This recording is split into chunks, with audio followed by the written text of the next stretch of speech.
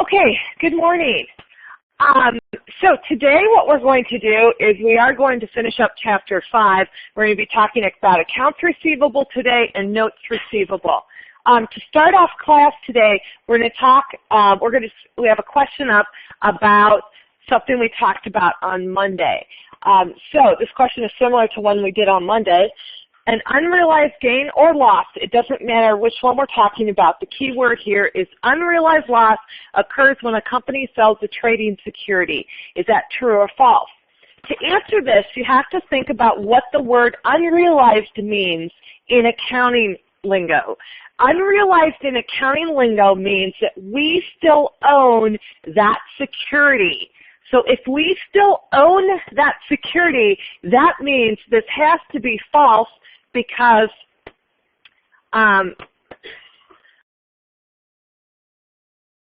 unrealized means that investment has not been sold yet, and this is market or fair value.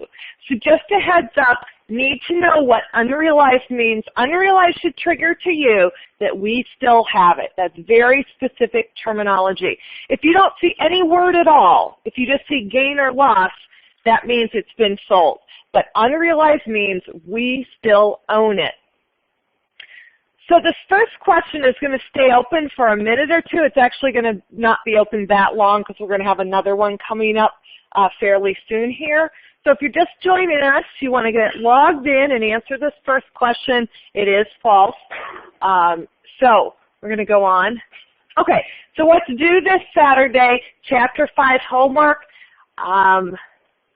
And yesterday, by the way, yesterday I sent out links to all the step-by-step videos for all the homework problems in the chapter. We're going to go through some of them today in class, but I thought it would be nice to have them all in one location. Okay, today and tomorrow, this is special exam viewing times. You can see your exam with Amir. Today it's from noon to 3. Thursday it's 10 a.m. to 1 p.m. It's room A230, which is the computer lab past where you took your exam. If you took it in the computer lab, it's the lab past there. And so when you go there, unless it's full, when Amir gets there, he'll be back in the corner somewhere, so look for him there. And again, those hours, I sent them out yesterday. Wednesday, today, 12 to 3, and Thursday, 10 a.m. to 1 p.m. That's step one. So if you kind of don't know what went wrong, what you need to do is see your exam with Amir. You don't need an appointment. You can just show up. He'll go over your exam. And then step 2 is to come see me, and we can talk further after that point. But see your exam first, and that happens this week. Okay, so we're going to get started. We're going to be talking about uncollectible accounts. And why are we talking about this? Well, we're talking about accounts receivable. Accounts receivable is when we sell on credit to customers and they owe us money. So we have this debt that customers owe us. So accounts receivable is an asset. Customers owe us money. Why do we sell on credit? Why don't we just make everyone pay up front? Well, if we sell on credit, benefits of selling on credit, sales increase, and presumably if we have more sales, we have net income going up as well. But there's a cost to selling on credit. By the way, they've done studies, and when stores accept credit cards, which is a form of credit, when stores accept credit cards, their sales go up by something like 4 times what they would normally sell. So selling on credit extends benefits, it increases our sales. But there will always be, no matter who you sell to, you will do the best vetting that you can. You'll do credit checks on people, but eventually somebody is not going to be able to pay you. So some customers will not be able to pay, and you're going to have to record that as uncollectible account expense or bad debt expense. So in this learning objective, we're going to talk about the deadbeat customers. What do we do about accounting for customers who are not going to be able to pay us?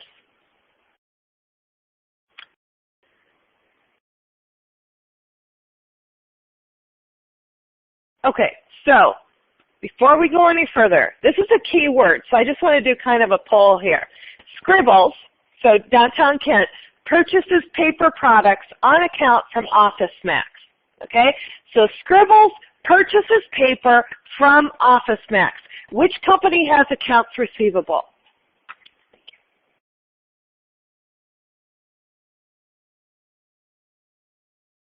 Awesome. We have 37 responses, 42, 100% correct so far. Oh.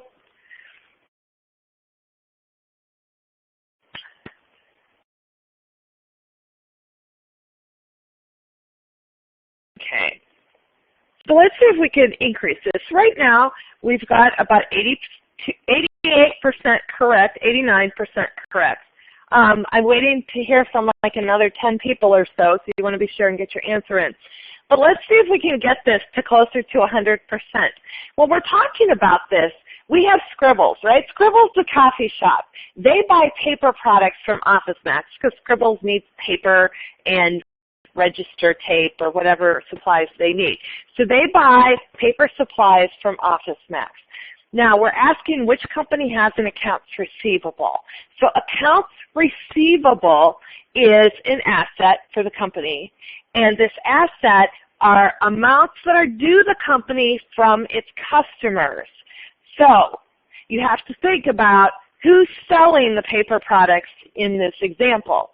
It's the company selling the products to the customers that has the accounts receivable. So we have Scribbles purchases paper products from OfficeMax. Another way, OfficeMax sells paper products to Scribbles. So who has the accounts receivable? Who is owed money from the other company? Okay, we're up to 95%. That's good. Okay. Last chance to get your answer in or to change it. Again, accounts receivable is the company has accounts receivable is the company that is owed money from the customer. It's the company selling the paper products. Okay? So accounts receivable will be the company selling the paper products. So in our example here, Scribbles purchases paper products on account from OfficeMax. Which company has accounts receivable? Accounts receivable is the company selling the stuff to the other company. Okay, we're at 97%. Guess this is good as we're going to get. 99%, awesome, good. One holdout. Okay. Cool. Okay, so OfficeMax has the accounts receivable. In this example, Scribbles owes the money, so Scribbles has accounts payable. So that's one thing that we really need to work on recognizing who's got the receivable, which is the asset, who's got the liability, the accounts payable. The accounting for the two mirror each other, but they're backwards from each other. So in this chapter, we're talking about accounts receivable. We're talking about the company that's making the sales, that's selling the stuff, and the customers owe it money, and some customers in this learning objective, we're talking about what to do when the customers can't pay or don't pay us. Okay, so we have something called the allowance method. Again, if you have the PowerPoint slides that are on Blackboard, there's a lot more detail in them. You may want them for a review. Here I'm just kind of hitting the high points. So the allowance method. So we have deadbeat customers. We don't plan to have deadbeat customers. If we plan to have deadbeat customers, we wouldn't sell to them. But we have no way of telling who's going to sell, who's not going to pay us. So we do our best job with credit checks and all that. We extend credit, and eventually we're going to get burned. Well, from an accounting standpoint, what we would like to do is we have to match our expenses with the revenue. So when OfficeMax sells paper, they sell paper in January, they're taking the paper out of inventory in January, so they have the sale of paper in January, and they have the cost of goods sold in January as well. So they're matching them. You want to match the expense in the same period that the revenue is generated. So from a bad debt standpoint or uncollectible account standpoint, we want to match the uncollectible account expense or those deadbeat account expense with the revenue, with when it was sold. So what we're saying is we want to be able to put the uncollectible account expense in the period in which we made the sale. But how do we do that? Because we don't know who's not going to sell us, not going to pay us. So what we do is we have an allowance method, and we have an estimate up front. And we say, well, historically 2% of our customers don't pay us, or whatever that percentage is. And we call this the allowance method. So the allowance method is we're going to record collection losses, meaning deadbeats, based on our company's collection experience. Okay, this slide right here that I'm going on, I kind of boiled it down to the most important things. So we're actually going to have a couple questions coming up based on this slide. So that's like a big flag to you. You want to write this one down because you're going to see this again. So you might want to put little stars because we're going to have a couple questions that come directly off this slide. Both in here, and you'll see questions on your exam on it as well. Okay. So the allowance method says we're going to record collection losses, which is uncollectible account expense, based on the company's collection experience. So we're looking back through the last several years to see what percentage of our customers don't pay us. And then we're going to record, we're going to guess what our uncollectible, how much of our current sales are uncollectible based on that experience. We have something called an allowance for uncollectible accounts account. Okay? So allowance for uncollectible accounts is an account on the general ledger. Okay, so things you need to know about allowance for uncollectible accounts. It is a contra asset. It is a contra asset to accounts receivable. What does that mean? It's always shown with accounts receivable, and since it's contra, it's opposite. So it reduces accounts receivable.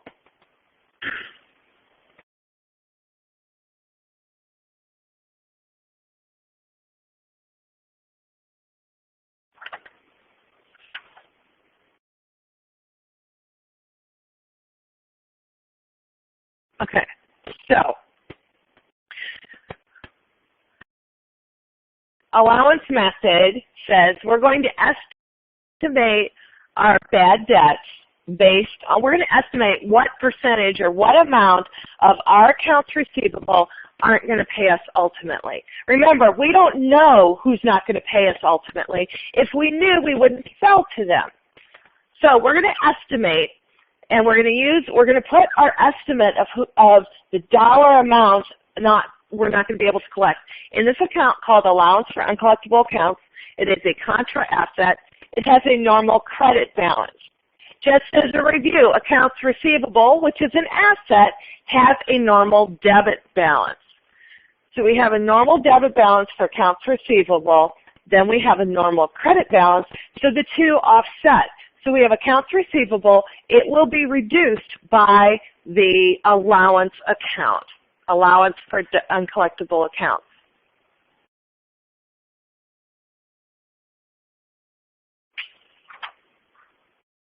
Okay, and this allowance for uncollectible accounts account, what it represents is the amount of receivables, the dollar amount the business expects to not collect. Again, we don't know who that is.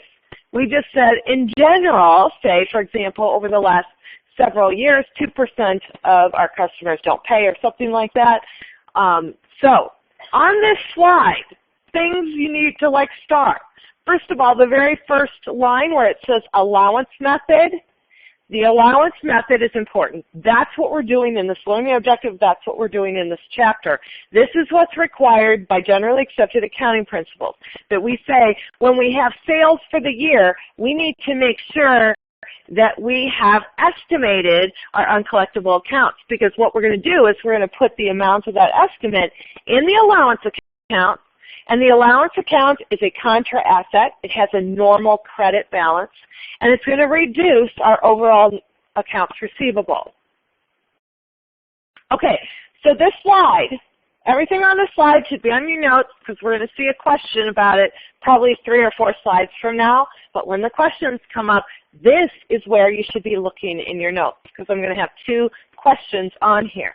So if you have allowance methods, you have everything else written down, I would put a little asterisk maybe next to contra asset to accounts receivable. I'd put a little asterisk next to allowance method at the top just so you have those handy for when we get there. Okay, now this I would not write down, okay? I just want to show you something. This is a lot to write down, and you'll see it later anyway. But the allowance method, how we see it, we said that we have accounts receivable, and we have this contra asset. So what we see on the balance sheet is accounts receivable is somewhere after cash. It might be cash, short-term investments, and then accounts receivable. In this example, there is no short-term investment, so accounts receivable is right after cash. So we have cash, we have accounts receivable, and then we show the allowance for uncollectible accounts. So you see, in this case, $500 is the asset. Allowance for uncollectible accounts is a negative. So the net realizable value of accounts receivable is $475. Just want to show you that. That's one way companies can present it. They can show you the account, the whole accounts receivable. That's what all of their customers owe them. The allowance for uncollectible accounts is their best estimate of how much they're not going to be able to collect ultimately, and then the net is $475. They can do that, or they can put it on one line. They can have accounts receivable net of allowance and put it on that way. So that's all I wanted to show you there, is that both ways are correct. Some companies use 2 lines, some companies use 1. And those examples are in your book as well. Okay. So I just said the words net realizable value. This is something else you need to know. Net realizable value is your accounts receivable balance less your allowance for uncollectible accounts. That gives you net realizable value.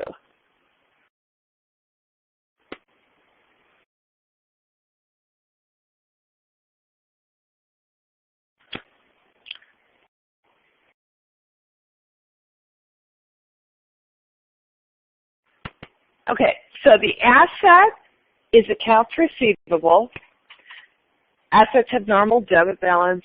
The allowance account is a contra asset. It has a normal credit balance because it reduces it. So when we look at our net realizable value, that's how much we actually expect to be able to collect from customers, this net realizable value. Remember, we don't want to overinflate our assets because when we have investors using our financial statements or creditors, we want to make sure that we're presenting a fair picture. And it wouldn't be fair to just say, here's all our accounts receivable as an asset, when we know, even though we don't know who's not going to pay us, we know a certain percentage won't pay us. So that's where we get net realizable value. So when you're looking back here where it says accounts receivable net of allowance, and you see back here the 475, that's our net realizable value back on those. Okay, and then one more slide and then we'll do a couple questions. So now this allowance method, the allowance method says we're going to estimate our bad debts because we don't know how much we're not going to be able to collect, but we're going to estimate it. And when we estimate it, there are 2 calculation methods. So we have 2 ways to calculate it, 2 kind of formulas, so to speak. The first one is the percent of sales method. The percent of sales method says, oh, if our sales were $1 million and we have this 2% rate, we're just going to take 2% of the sales last month or whatever. And that's called the income statement method. That one's easy, right? Because you just take a percentage of your sales and you're done with it. And that's great. That's one method. So these are 2 ways to calculate the allowance amount. So everybody uses the allowance method. There's 2 ways to calculate how much you're going to estimate. And one of them is percent of sales, which is known as the income statement method. The other one is called the aging schedule method. So you calculate what the allowance should be using an aging schedule. It's also called the percent of receivables method. And we're going to go through examples of both of these.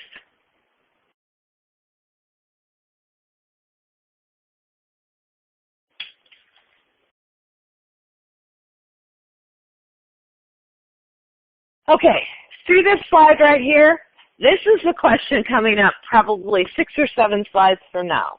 So I'll put a little asterisk at the top of this one. When I ask you what 2 methods are used to calculate uncollectibles, the answer should be percent of sales and aging schedule, or similar words, okay? So you're going to see this one too.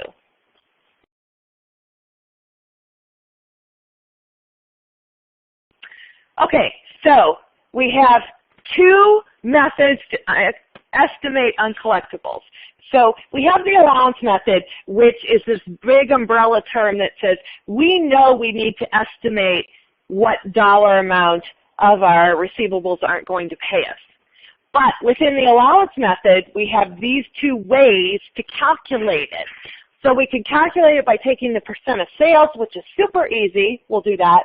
And we can also calculate it using an aging schedule. And I'll show you one of those. We're not going to actually calculate that, but I want to show you so you know what's involved. But the income statement approach is the percent of sales, which makes sense. Percent of sales is focusing on the income statement. We're taking the first line of the income statement, which is sales, and we're taking a percent of it. And the aging schedule says instead, let's look at the balance in accounts receivable and figure out what our allowance balance should be. So we're looking at balances, and that's why it's the balance sheet method. Okay, so we're going on now. First question of the ones I told you were coming up. So let's see how we do on this one. The blank method records collection losses based on estimates developed from the company's collection experience. They should have an asterisk next to it from a couple slides ago.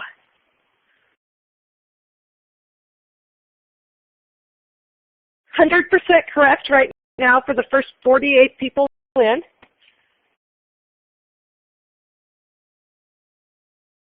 The blank method records collection losses based on estimates developed from the company's collection experience. That was probably 4 slides ago.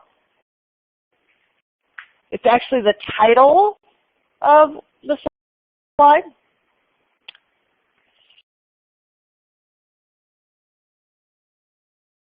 So the blank method, we've been talking about it.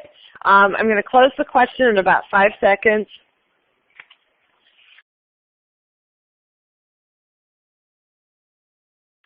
Make sure you get your answer in. Time's ticking away.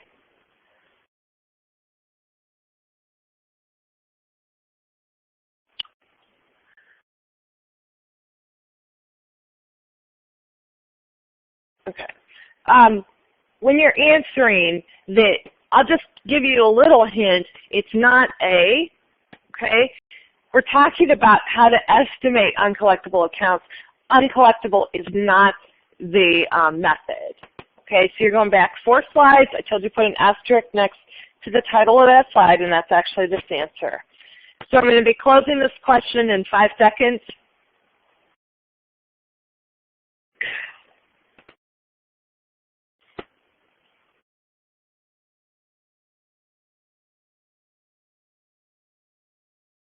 Okay, it is the allowance method. Okay, so going on that same slide where you would have written down that when I told you the next question, the allowance for uncollectible accounts normally has a credit balance. Okay, true or false?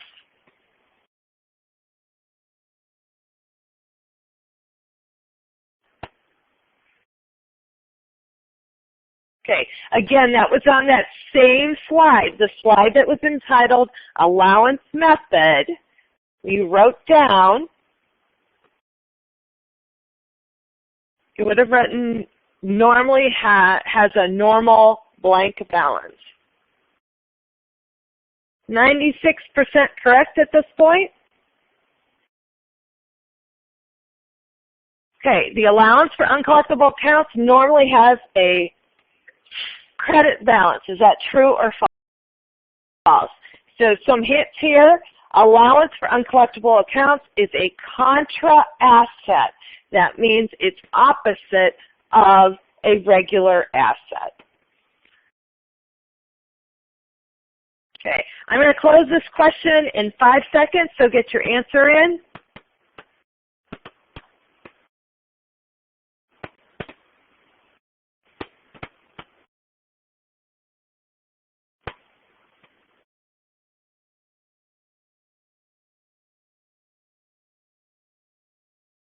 Okay, that is true. The allowance account is a contra asset. It's a credit balance because it offsets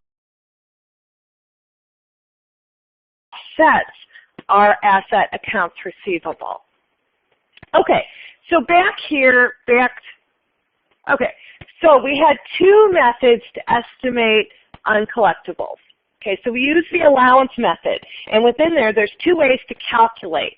The first way is percent of sales, and there we just say, oh, the company, historic experience says the company has uncollectible accounts as 3% of sales or something like that. So we just do it, and that one's straightforward. The other one is an aging schedule, and with an aging schedule, we're going to look at what we actually have, how past due accounts are, and then apply to those. Now, this is Exhibit 5.3 in your textbook. I just want to walk through it. You're not going to be able to write everything down, but this is an Exhibit 5.3 in your textbook. And what we've got here, the first column, it gives us 1 to 30 days. So that's saying here's the balance of all the accounts that were that originated 1 to 30 days ago. So these are the accounts that aren't even past due yet. So we have, in this example, $10,164, and we use a percentage rate of 0.75, so 3/4 of 1%, and we come up with how much of those we estimate. Of those ones that aren't past due yet, what percentage we won't collect. So then we move over. Now these 31 to 60 days, assuming we're selling on terms of 30 days, we move over to the next column, and now these accounts are slightly overdue. So we're going to use a slightly higher percentage rate. We're going to use 1%. So our percentage has increased. We're going to take 1% of those. And then we move to the next column over. Now these accounts are 61 to 90 days past the invoice date. So these are becoming much more past due. So we're going to use a higher percentage. And then we get out to the far one. These are the accounts that are past 90 days. So these customers have not paid us. It's been 90 days, and we're going to take a much higher percentage. So with the aging method, what we do is we look at how far past invoice date we are. They have shown over and over, the longer an account goes past its due date or past its invoice date, the lower your chance of collecting that. So with the aging schedule, you look at each time bucket of when invoices were due, and then take a percentage, and that percentage grows with each time bucket. Believe me, companies have lots of history. They know what their chances of collecting an account based on how old that account is. So on this aging method, we're looking at how old accounts are. The older accounts, there's a bigger percentage of those that we take. So what we do with the aging method then is we add up all those estimates that we just made based on how old the accounts were, add it up, and we come up with 98 in this case. And that is our estimate of what the contra account should be. So we're kind of backing into it. We're saying the contra account should be 98, and then we adjust the contra account to be 98. We're not actually doing this method. You need to know, oh, that's how it's a method based on how old the account is, and we take bigger percentages of older accounts. We're not going to calculate this one. We'll use the percentage of sales, but I wanted you to see this one. Oh, and look, we have another question here. So let's just, okay. The allowance for uncollectible accounts is classified as what type of account? A contra expense, a contra revenue, a contra asset, or none of the above. So the allowance for uncollectible accounts.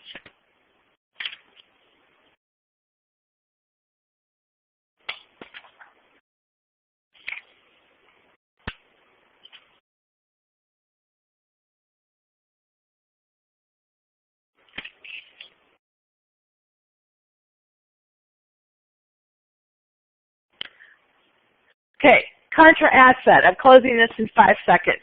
So you should know allowance for uncollectible accounts is a contra asset. It has a normal credit balance. It reduces accounts receivable.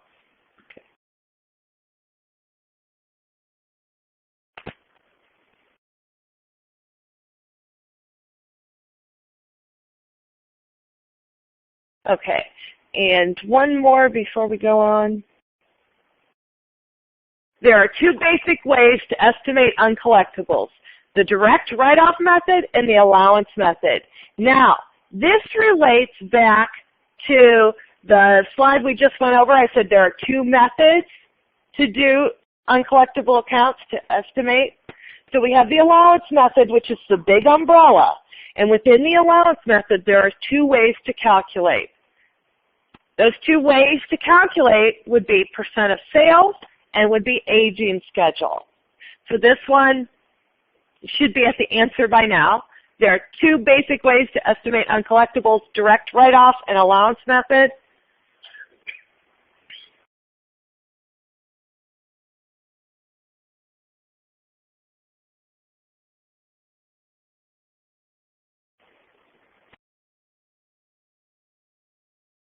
Okay, right now,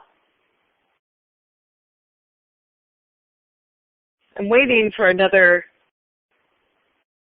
8 answers or so get your answer in. And right now, only 85% of you are right, which is, I guess, good that 85% are correct, but we've got a sizable contingency. So when we started out today, one of the slides, well, a couple slides ago, it talked about 2 ways to estimate your uncollectible account expense, okay? There were 2 ways to calculate your uncollectible account expense. Now, looking at this statement, so not even looking at my notes much, but there are 2 basic ways to estimate uncollectibles, and we said, here's the 2 ways, so you should have a slide. The direct write-off method. Okay, have those words come out of my mouth today so far? No. So you would think that this would be false right away because I haven't even said those words. So the answer is going to be false. I'm going to close it in about 5 seconds.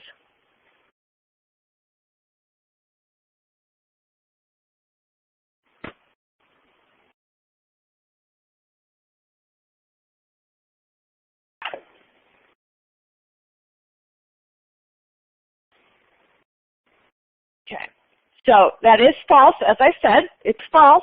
The 2 methods are percent of sales and aging schedule. The allowance method is what we're doing. That's generally accepted accounting principles that says we have to estimate. Okay. So moving on now. Now, we get to something else that we've got very similar terminology here. So the first one, write off uncollectible accounts. So write off uncollectible accounts. I'm going to walk through this. You're probably not going to, I'm not going to ask a specific question about this right now. This is something you should go back and download the slides later. You're not going to be able to keep up writing-wise, but I'm also not going to give you a question right now about it. But I want to illustrate there's 2, the terminology is so close. This is write-off, okay? Write-off as opposed to, pretty soon I'm going to talk about direct write-off, which are 2 different things. So this is write-off. Let's assume that at the beginning of fiscal 2015, Apple had these accounts receivable. So what we're saying here is these are 3 separate customers.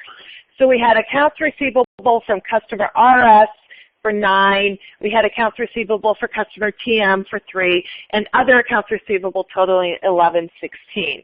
Okay, and then on the other hand, on the other side, we have a T account for our allowance account. Okay, so that's just showing the asset accounts. We've got assets, we've got 3 accounts receivable accounts, and 1 allowance account. Okay, so now, total accounts receivable, if I add up the 9, the 3, and the 1116, I get 11,028. Okay, so, and I've got an allowance account, which is offset set. So now, net accounts receivable. Net realizable value, you need to know what that is. Net realizable value is your accounts receivable minus your allowance account. So if I take my 11,028, subtract my allowance for uncollectible accounts, I get net realizable value of accounts receivable, 10,930. Okay, so now let's say early in fiscal 2013, Apple's credit department determines that Apple cannot collect from RS. Okay, so I guess we've switched gears here. But anyway, so what we're saying in the next slide is we're saying that Apple has determined it cannot collect this. That this customer has declared bankruptcy or otherwise made it so Apple's not going to be able to collect. So we've already estimated that. We have that allowance account. That says we've already estimated it. So to write it off, we just want to remove it from our books. So we're going to take it out of allowance account. We're going to take it out of accounts receivable. There is no impact on the overall accounting equation from a write-off. We're just going in and we're taking that out of the accounts receivable. We've determined this customer isn't going to pay us, so let's take it out of the allowance account. We've already accrued for it, and let's take it out of accounts receivable. That's all that's going on. So when we do this, we're just going to be debiting the allowance for uncollectible accounts, debiting accounts receivable. So we're going to end up 0 accounts receivable from that customer, and our net accounts receivable is 89. And then what happens when we have all of our accounts, our total accounts receivable has gone down, but so has our allowance for uncollectible accounts, and our net accounts receivable is exactly the same. So when we have a write-off, all we're doing, it's a bookkeeping entry only. It's just taking out of the allowance account and out of the asset accounts receivable itself, so it has 0 impact. Okay, so that's write-off. So write-off has 0 impact on the income statement. It's just taking it out of the allowance account, taking it out of the accounts receivable. Okay, so question real quick. Net realizable value, let's get an idea for this.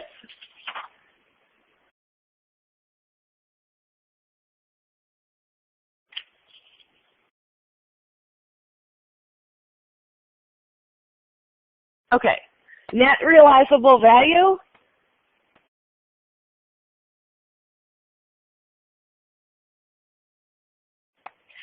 Okay, you wrote this in your notes a couple slides ago. There was a slide where, and said you need to know net realizable value.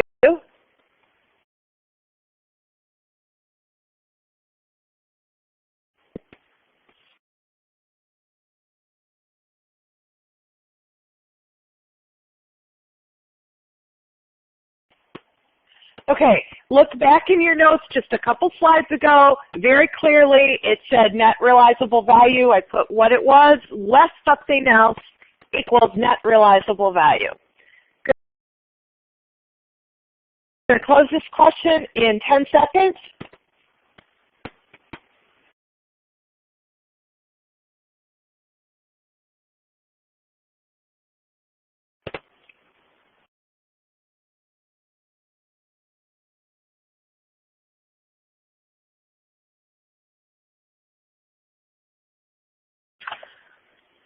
Okay, net realizable value is accounts receivable minus the allowance gives us net realizable value.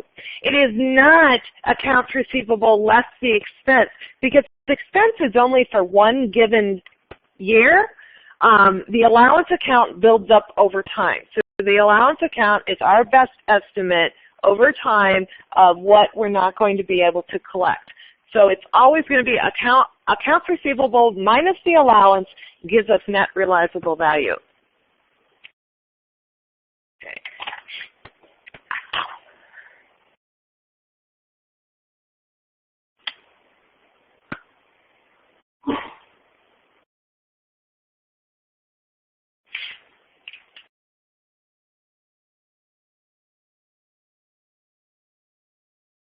I'm going to come back to the homework if we have time, but I want to get to the next part of the chapter.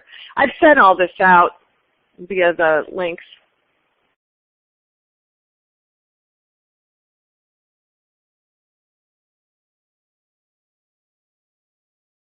Okay, notes receivable.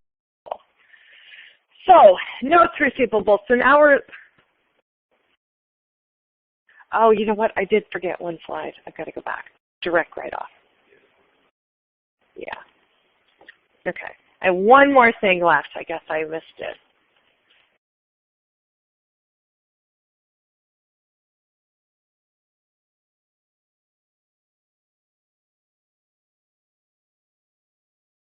Direct write-off method. Direct write-off method. So all along, when we talked about the allowance for uncollectible accounts, that's referred to as the allowance method.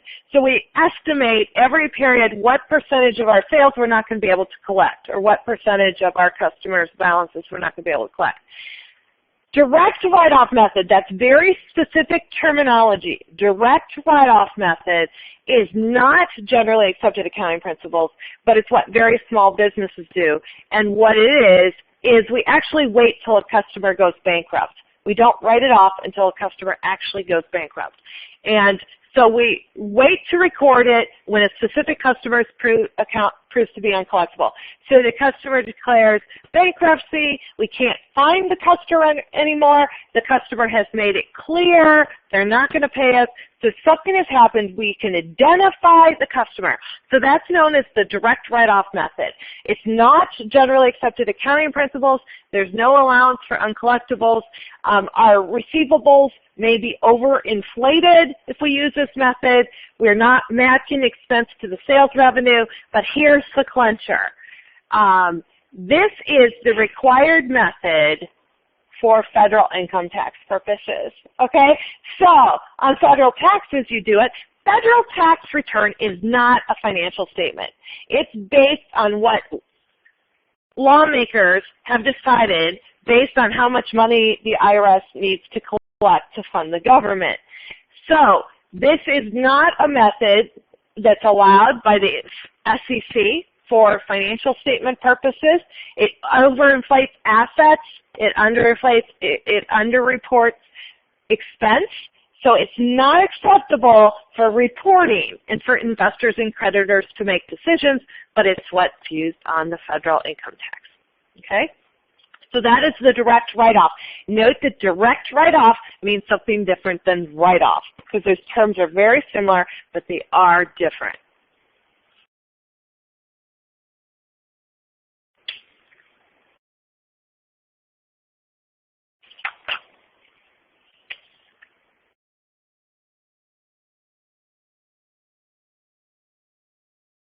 Okay, so back to notes receivable now. So we're on to notes receivable. Again, I sent out step-by-step videos on these. Okay, notes receivable. So up to now we talked about accounts receivable. Accounts receivable are generated when we sell services or goods to our customers and they say, we'll pay you later. So that's amounts due from our customers. Notes receivable are when we loan money. Okay, so we've loaned money in some way. So a note receivable, got a lot of terminology with a note receivable. We have creditor. That's the party to whom money is owed. This is the lender. Okay, so you need to know all these definitions. This is where we need to know the terminology. So the creditor is the party to whom money is owed. The debtor is the party who borrowed and owes the money, also known as the maker or the borrower.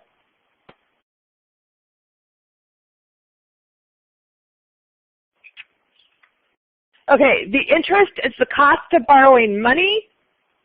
It's stated as an annual percentage rate. So even if you have a 30-day note, the percentage rate on the note is an annual percentage rate, and we'll see that. We have the maturity date, which is when the debtor has to pay the note back.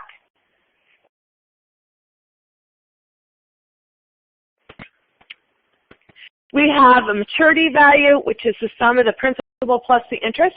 Put a little asterisk there. There's a question coming up a couple slides from now, and I'm going to ask you, let me see how I even phrase it.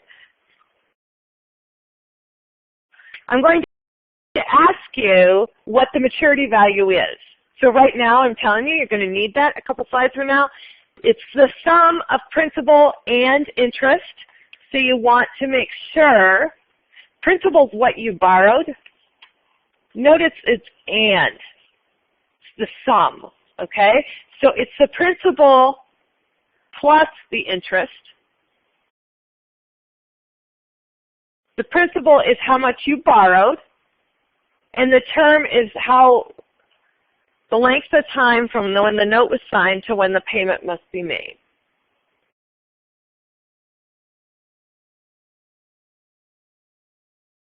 Okay, now notes can be current, meaning they're due within 12 months, or they can be long-term, meaning they're due more than 12 months from now.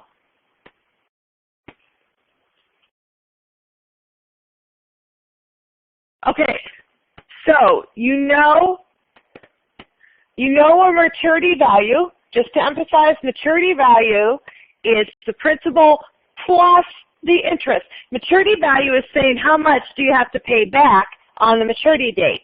The maturity value is what you're going to pay back. You're going to pay back what you borrowed plus the interest on that. You need to know the terms creditor and debtor.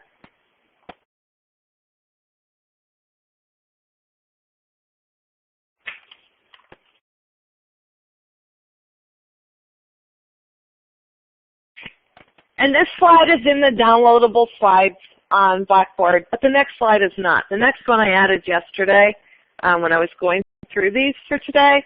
So, receivable versus payable, because this tends to be a little confusing. A creditor has a note receivable, the creditor or the lender, okay? So the creditor has a note receivable. The borrower or the debtor has a note payable. They mirror each other. But again, just like accounts payable, notes payable, we have accounts payable, notes receivable. We have notes payable and notes receivable as well.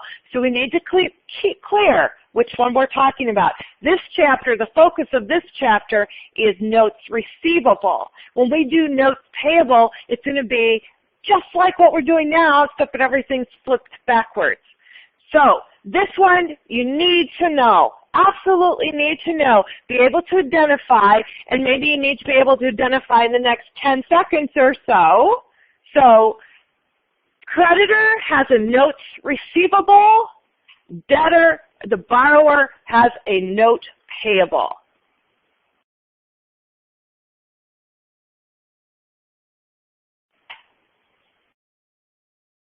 Okay. Now, one thing you might want to add here, just going back on the slide that we just saw, the creditor is the party to whom money is owed, okay? So when we're looking at this creditor, that's to whom the money is owed. The borrower is the one who owes the money, okay? So creditor is the lender. It's the party to whom the money is owed, and that would be a note receivable.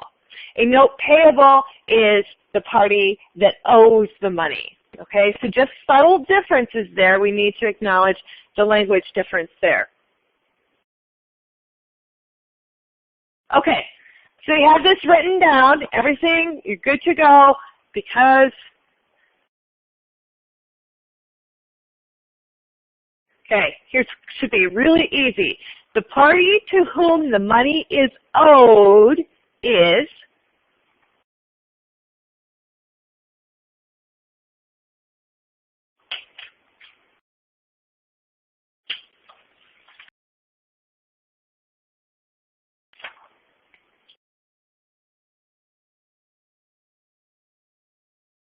And again, it's the party to whom the money is owed. So it's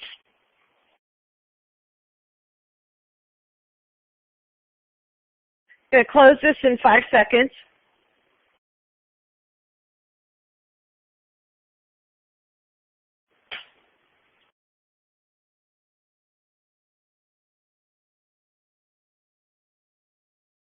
Okay, that will be the creditor.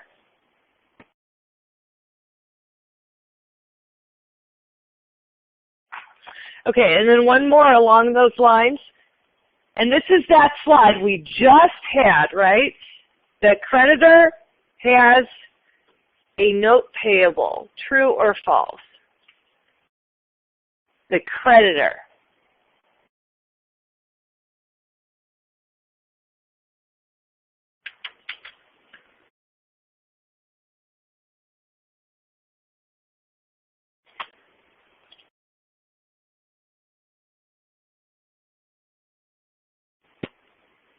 Okay, the creditor has a note payable, true or false? That was in that slide we just left. Going to close this in 5 seconds.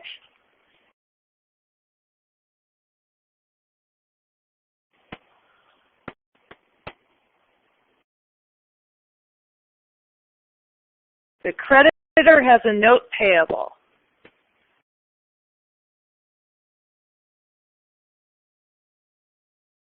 Okay. The borrower has a note payable. The creditor has a note receivable. So you need to be really clear on that. Those notes we just went through, make sure that you know the difference between a receivable and a payable, because it's going to make a big difference in questions as we go forward. Okay, now, accounting for notes receivable. Notes receivable have interest. We're going to go through some interest calculations.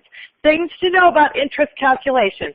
Rates, it says usually expressed as an annual percentage. I've never seen one not expressed as an annual percentage. Okay, so that we could probably strike the word usually. Rates are expressed as an annual percentage. No matter if the note's for 30 days, it's still expressed as an annual percentage.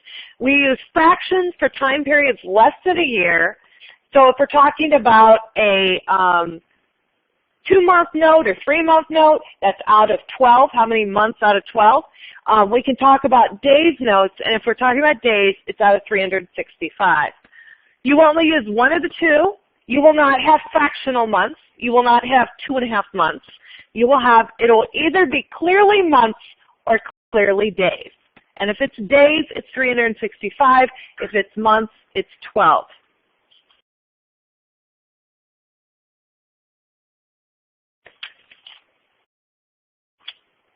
Okay, I have a quick question, and then we're going to do some homework problems. Okay, so the maturity value of a note is the sum of the principal less interest due at maturity. And I want to point out one word, because this can be tricky, and this is, again, you have to read contracts very carefully. You have to read accounting very carefully, because the key word in this question is the word less. So maturity value, is it principal less interest? Is that true or false?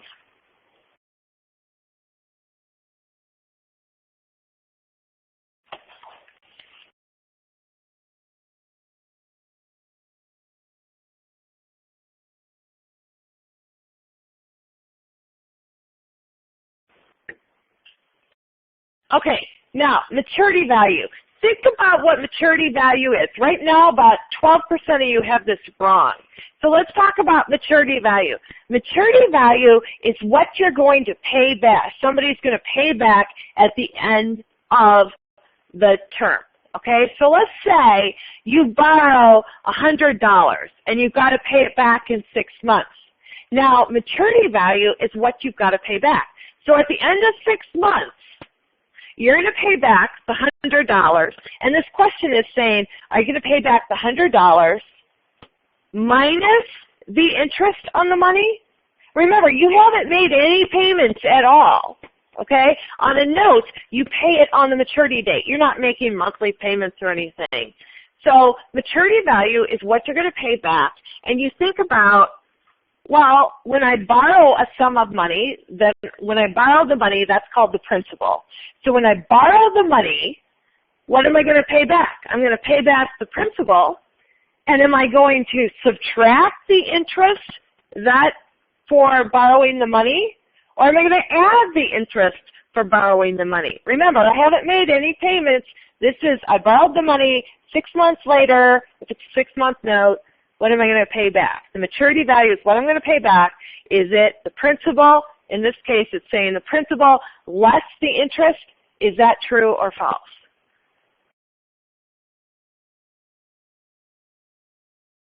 I'm going to close this in about 5 seconds. Again, think we're up to 7% incorrect. So we've improved some, okay? But just think about this. When you go to pay a loan back, the maturity value is what you're going to pay back. You've made no payments. We're not talking about installment loans. We're talking about a note. A note, you borrow the money, and then you pay the money back 6 months later. And the question is, for this question, the principal is what you borrowed, and when you pay it back 6 months later, are you paying back the principal minus the interest for that 6 months? Okay, that's what you're answering here.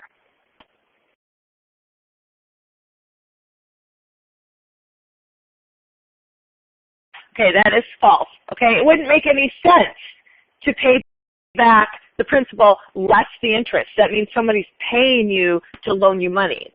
So maturity value is the principal plus the interest you borrowed. Okay, so homework problem. So this is a nice little quick one. Let's see if we want to do this one or another one.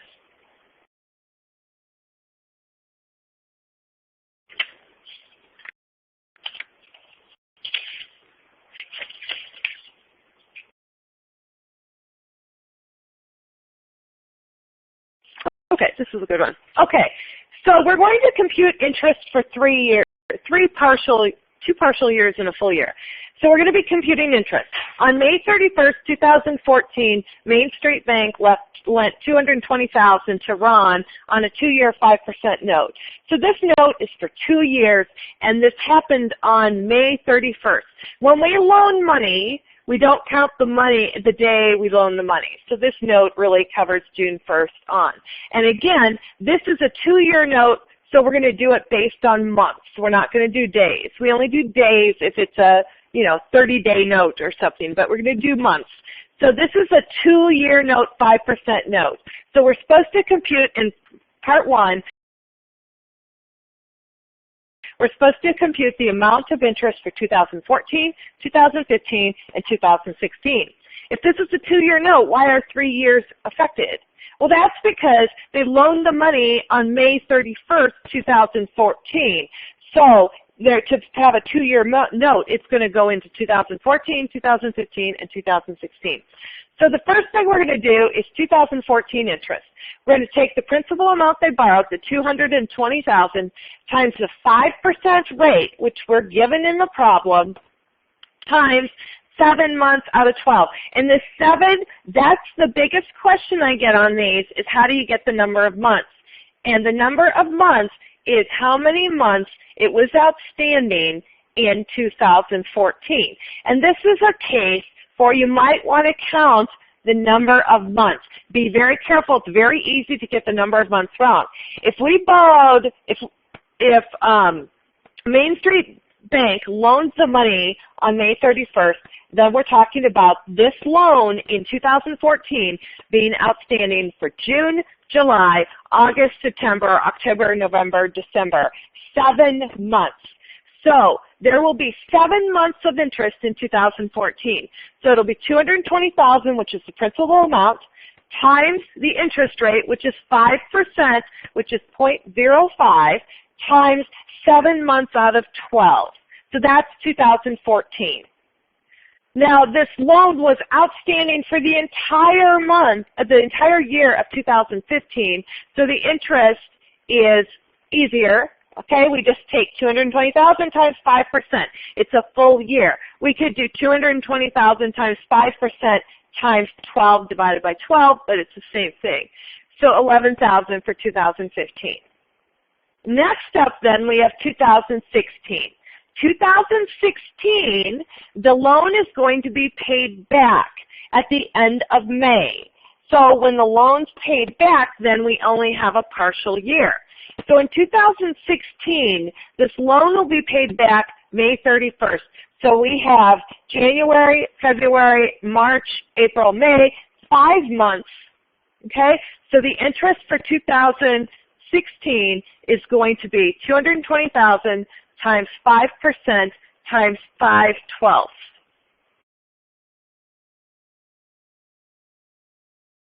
Okay, so notice we have 7 months in 2014 and then the other 5 months are in 2016. So that's calculating interest for a partial year. Okay, so that's the first part of this problem. So it's the big key here is making sure you have the right number of months. Now, in question 2, this goes back to who has a receivable, who has a payable.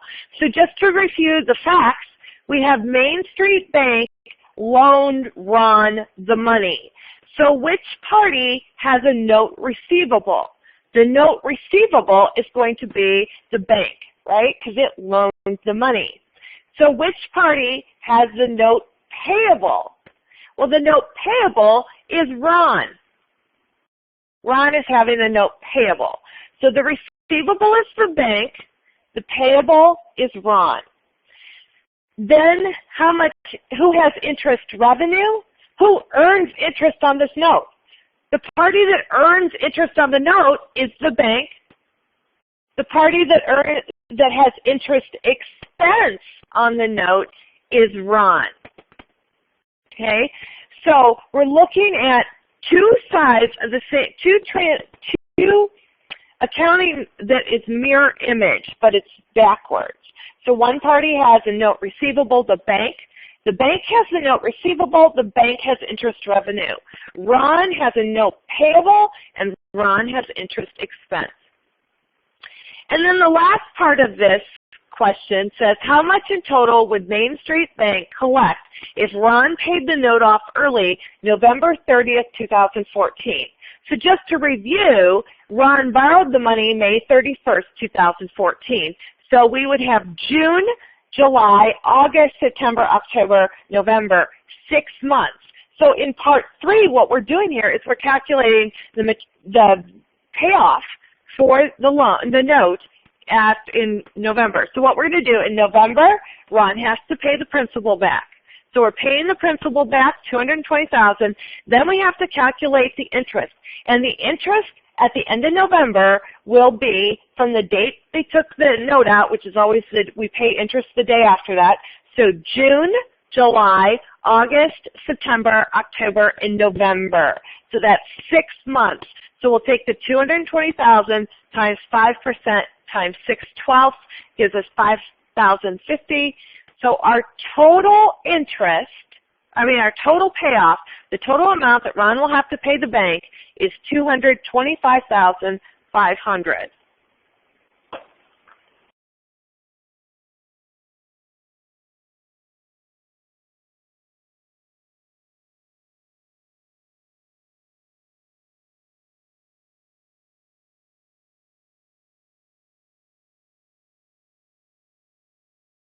Okay.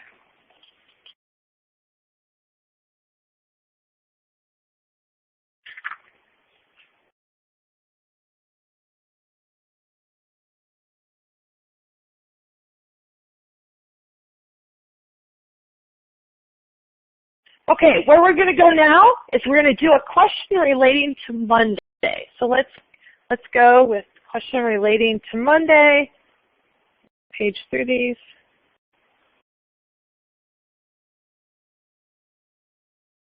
Okay.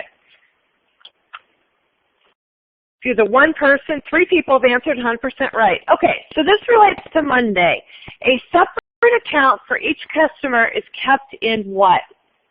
Okay, so this was terminology back to Monday. Okay,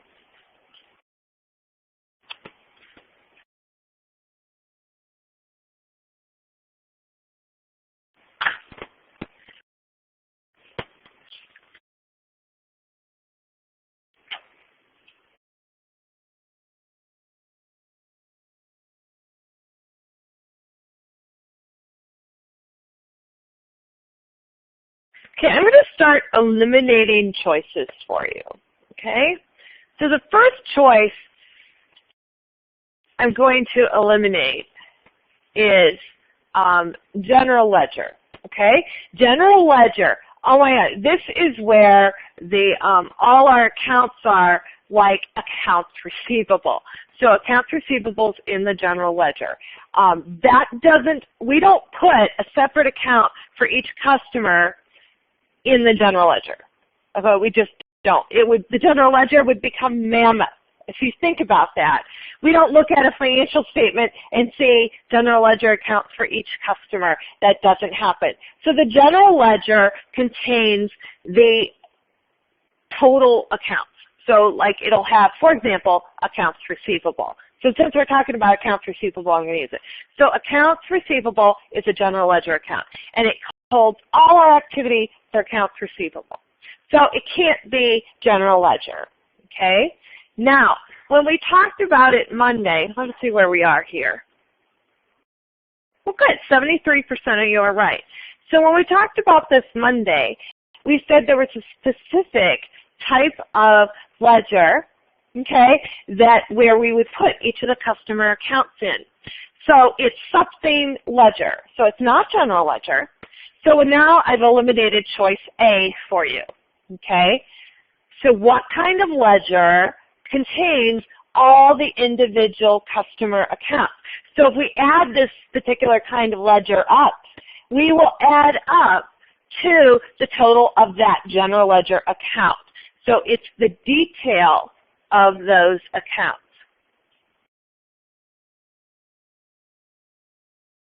And I will also tell you there is no such thing as a control ledger. I haven't said that. There's no such thing as a control ledger.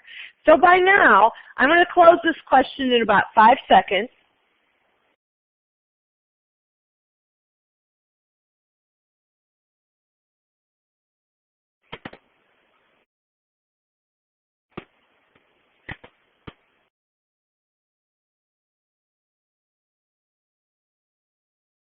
Okay, it is subsidiary ledger because I just eliminated the other 3 choices for you. Subsidiary ledger is a listing of all the details, for example, customer accounts that total that general ledger account. So it's the listing, the detailed customer accounts that sum to the general ledger account, in this case, accounts receivable. Okay, I think we've come to the point where we're not going to do anything else. So Chapter 5 homework is due this weekend. Also keep in mind you can go see your exam with Amir today from 12 to 3 or tomorrow from 10 to 1. Have a nice weekend and be thankful we're getting rain today. They said if we were getting snow, we would be getting 15 inches of snow today. So enjoy the rain. Okay, and we're done?